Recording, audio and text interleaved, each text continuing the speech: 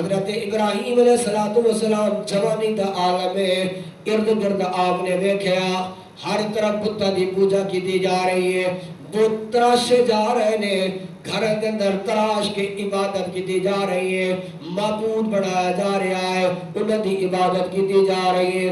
آپ نے سب تو پہلا تبلیغ والا کام اپنے گھر میں شروع فرمایا، اپنے گھر والے نے پوچھیا آزر آپ دے چچا دانا ہے، لیکن قرآن نے اس نو باپ آکھیا ہے۔ گرامی قدرہ باپ حضرت ابراہیم دے تاریخ لے، کیونکہ حضرت ابراہیم دے وچوں حضرت امام الانبیاء تشریف لے کے آئے۔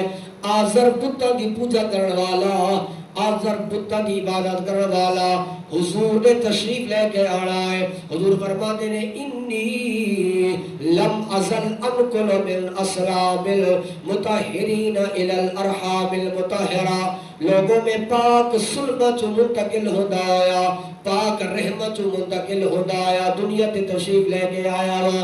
اگر ابراہیم دا باپ آزر بنیا جائے، او تے بتاں دی پوجا کرنے والا، او بتاں دی عبادت کرنے والا، میرے آقا فرماتے ہیں میں پاک رحمت پاک سلمہ چو آیا۔ معلوم ہویا ابراہیم دا باپ تاریخ آزر نہیں۔ اگر تُدا لغتیاں کتاباں اٹھا کے مطالعہ کرنا، چچے نو بھی باپ آکھیا جاتا ہے۔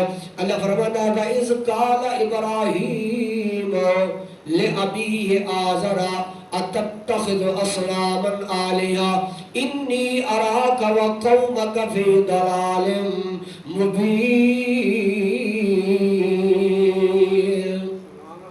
آپ نے فرمایا اے میرے چچا آزر، میں تینوں بھی دیکھ رہا ہوں کہ تو بتاں دی پوجا کرنے والا ہے، تیری قوم نو بھی دیکھ رہا ہوں کلی گمراہی دے اندر موجود ہو۔